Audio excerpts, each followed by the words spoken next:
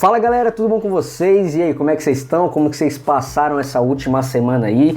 Eu sei que vocês devem estar pensando, tipo, mano, você tá vagabundo, hein? Agora você decidiu que vai fazer só trends da semana, abandonou os vídeos da semana propriamente ditos, mas aí eu vou dizer pra vocês uma coisa.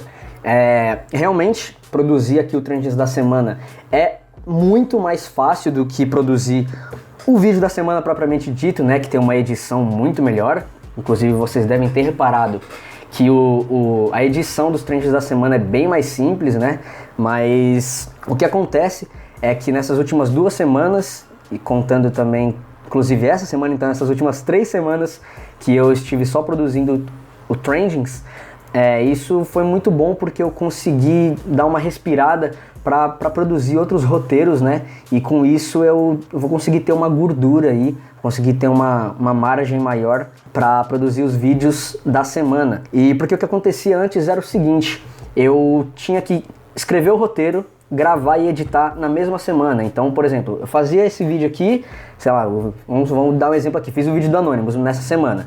Aí agora eu já não tenho mais nenhum outro roteiro guardado já pra semana que vem, então eu tenho que já escrever tudo, então era muito difícil fazer esse processo tão rapidamente. Então agora eu vou já deixar acumulado alguns roteiros escritos e quem sabe até conseguir já deixar alguns vídeos gravados para que eu possa ter, sei lá, já 2 vídeos prontos para dar uma respirada, entendeu? Então por isso que eu tô nessas últimas semanas só produzindo trendings, porque realmente é muito mais fácil, mas eu acho que não deixa tanto a desejar, né? Já que a galera tá curtindo e tudo mais. Já me siga no Instagram aí, tá aparecendo na tela, e o link também vai estar na descrição. E vamos para a primeira notícia dessa semana, porque essa semana foi paulada, aconteceu muita coisa importante na política. Assim, é claro que tratar de política é bastante complicado, né? Ainda mais porque é muito polêmico, mas eu quero que vocês entendam que aqui eu tô tratando de fatos com vocês. Eu não estou me posicionando, não quero ser tendencioso em nenhum momento, eu estou apenas apresentando o que aconteceu para vocês e aí a partir disso vocês tirem suas próprias conclusões, tá bom? Inclusive, obviamente, não preciso nem falar que vocês devem consultar outras fontes, não se informem apenas pelo meu vídeo. E tendo isso em mente, vamos para a primeira notícia da semana, que aconteceu na segunda-feira e foi a prisão da Sarah Winter. Bom, a semana já começou com a prisão da Sarah Winter, que para quem não sabe é a principal líder ali do grupo pró-Bolsonaro, chamado de 300 do Brasil, que esse nome também é uma alusão ao 300 de Esparta, né? Inclusive tem até o filme, não sei se vocês já viram, o filme 300, muito bom. E esse grupo 300 do Brasil ficou conhecido no mês passado, quando eles estavam fazendo um protesto e eles acabaram marchando ali em frente ao STF com tochas, máscaras, os caras estavam até fazendo grito de guerra, um bagulho muito bizarro, bastante bizarro mesmo. E eles também acamparam na frente da Praça dos Três Poderes e tacaram rojões no prédio do STF. Então os caras estavam malucos. A prisão da Sarah Winter foi decretada pelo ministro Alexandre de Moraes, né, o cabeça de ovo, a cabeça do maluco parece um ovo. E desde o mês passado a Sarah Winter ficava infernizando a vida desse cara nas redes sociais, falando que ele nunca mais teria paz na vida, assim, várias coisas. E o motivo da prisão dela, né, segundo o cabeça de ovo, é que ela estava atentando contra a integridade física de chefes dos poderes da República. E atentar contra chefes dos poderes se enquadra na Lei de Segurança Nacional. E além da Sarah Winter, outros integrantes também do grupo 300 do Brasil foram presos. Ainda falando aqui sobre política, nessa quinta-feira, ontem, né, tô gravando esse vídeo sexta-feira, então ontem mais um ministro do governo Bolsonaro caiu, e eu tô falando do Abraham Weintraub, que era o ministro da Educação, e ele anunciou que ia deixar o cargo para poder assumir o Banco Mundial como diretor executivo. Bom, enquanto o Weintraub era ministro da Educação, ele se envolveu em diversas polêmicas, né, e fez várias besteiras que deixaram os estudantes do Brasil inteiro pé da vida. Então a gente teve vários problemas em relação ao Enem e tudo mais. Não, pera aí, deixa eu fechar aqui, né, pra ver se dá uma diminuída no barulho. Pronto, agora sim.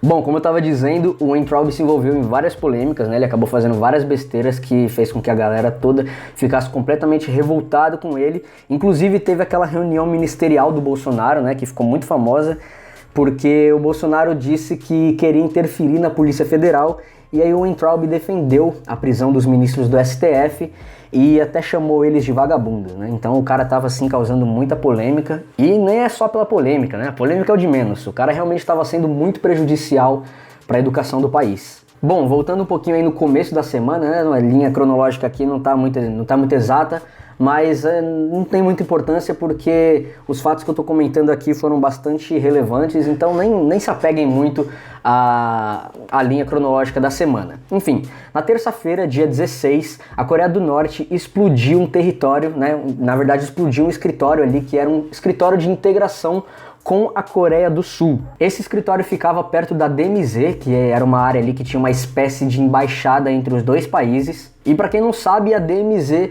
é um território completamente desmilitarizado, ou seja, não tinha militares nem da Coreia do Norte e nem da Coreia do Sul, então era uma área completamente pacífica, inclusive quando o representante da Coreia do Norte precisava conversar com o representante da Coreia do Sul, eles se encontravam lá, porque não apresentava nenhum perigo. Então esse território era um território neutro que possibilitava conversas entre as duas Coreias. E por conta do corona, esse escritório aí estava vazio desde janeiro de 2020, então não houveram mortes, mas mesmo assim, mesmo com o escritório vazio, no meio da pandemia a Coreia do Norte resolveu explodir o bagulho, sem mais nem menos, né? E claro que isso aumentou bastante a tensão entre as duas Coreias, que, convenhamos, já era bastante grande. E a Coreia do Norte ainda avisou que o seu exército está pronto para entrar em ação contra a Coreia do Sul a qualquer momento, se for necessário. E só como curiosidade aqui, eu vou contar para vocês rapidinho a história da Coreia em 1 minuto. Bom, antes das Coreias serem duas, né, ou seja, antes delas se dividirem entre Coreia do Norte e Coreia do Sul, elas eram um território único, um território unificado. E elas foram anexadas ali como colônia do Japão no final do século XIX. Bom, e aí o que acontece é que no final da Segunda Guerra Mundial, né, assim como aconteceu com a Alemanha, que foi dividida entre a Alemanha Oriental e a Alemanha Ocidental, a Coreia, que era colônia do Japão, que foi inclusive uma nação que também foi perdedora na guerra, então com isso eles não conseguiram manter ali o poder sobre a Coreia. O que aconteceu é que os Estados Unidos e a União Soviética, né, União Soviética na época, hoje Rússia, acabaram tomando esse território da Coreia e dividiram eles em dois. Os Estados Unidos obviamente ficou do lado da Coreia do Sul, porque eles adotaram o capitalismo como sistema econômico, e a Coreia do Norte acabou ficando sob tutela na época ali da União Soviética, porque eles aceitaram o socialismo como sistema, né? E até hoje os Estados Unidos eles têm um pacto de proteção com a Coreia do Sul e a Rússia tem um pacto de proteção com a Coreia do Norte. Então, mano, só de eu falar isso vocês já devem estar pensando o que isso pode acarretar, né? Ambas as Coreias possuem um território muito pequeno, né? São territórios assim, insignificantes, mas eles são insignificantes até você saber que quem apoia, né, cada um deles é os Estados Unidos e a Rússia. E, mano, se tiver uma treta entre as Coreias, é a mesma coisa que você tá dizendo que tá tendo uma treta entre os Estados Unidos e a Rússia. E ter uma treta entre os Estados Unidos e a Rússia, você pode estar falando de uma possível terceira guerra mundial. Porque essa treta desencadearia, assim, a gente sabe que esses países têm apoios de vários outros países. Então, mano, ia ser uma treta muito absurda, ia dar muita merda. Então, só pra vocês terem noção aí do que tá acontecendo. E, rapaziada, só pra quebrar aqui um clima de política, esse clima mais tenso aí de política, geopolítica, vocês viram que essa semana teve uma professora que ela meio que viralizou aí porque ela perdeu a paciência. Essa casa é de gente. Quem mora nela é a gente. Ó, ó. Então, vejam só. Tia mostrou pra vocês todas as casinhas, não foi?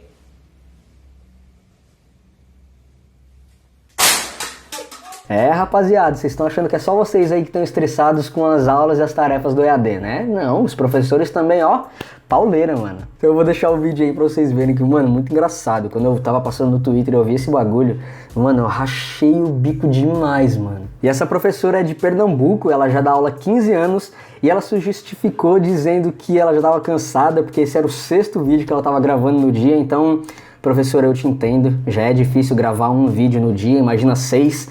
Então realmente ela devia estar bem estressada mesmo. Mas é isso aí, galera. Bom, agora que a gente já deu uma distraída, vamos voltar aqui pro tema que a gente estava falando antes.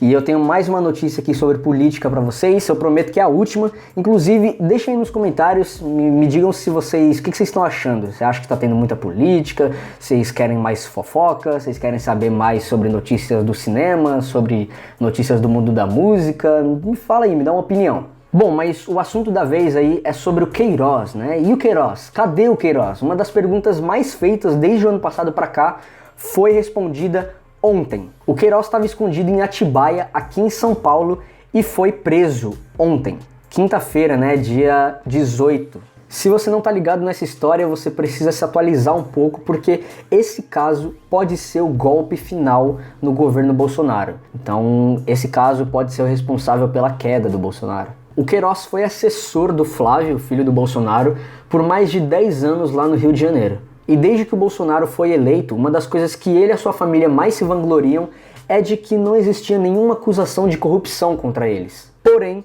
o caso Queiroz muda completamente essa história, porque ele é acusado de fazer rachadinha com o Flávio Bolsonaro. E a rachadinha funciona mais ou menos da seguinte forma: o político contrata um funcionário e combina com ele assim, ó, eu vou te pagar um salário de 10 mil reais, mas na verdade o seu salário é de 6 mil reais. Então, depois que você receber, você pega esses 4 mil que restaram e você passa para mim, de volta.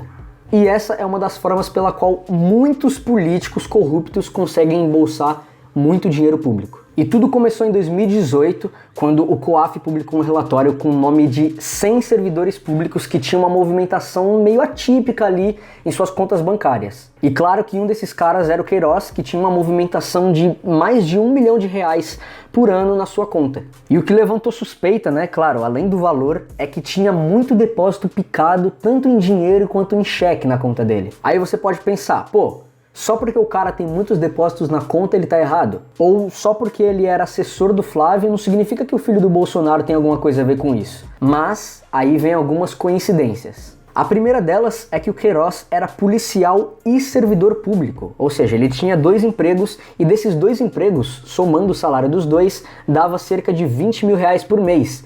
Então, como que ele conseguiu movimentar mais de 1 milhão no ano?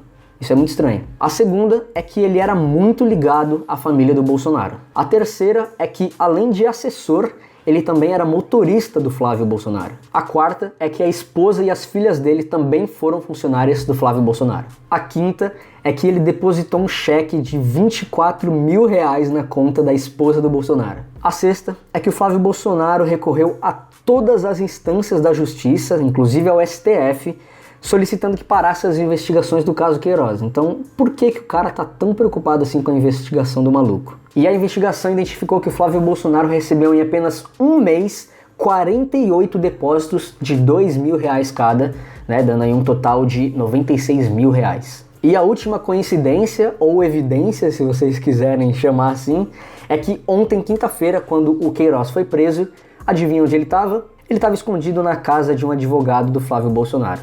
Bom, enfim, a partir disso aí vocês tirem suas próprias conclusões e saindo um pouco agora do tema da política, vamos falar um pouquinho de uma coisa que eu tô ligado que vocês gostam. Vamos falar de fofoca, vai. Eu só vou comentar aqui com vocês 2 das fofocas mais quentes da semana aí, né, pelo menos aqui no Brasil.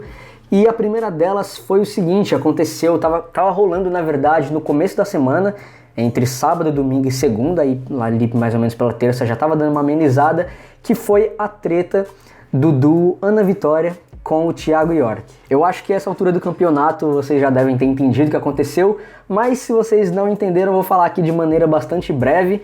E foi o seguinte, a Ana Vitória estava fazendo uma live e em algum momento da live elas anunciaram que elas gostariam de fazer uma regravação da música Trevo, né, que foi uma música aí que bombou elas bastante, mas que essa regravação, essa solicitação de regravação delas tinha sido impedida pelo Thiago York, que era um coautor da música.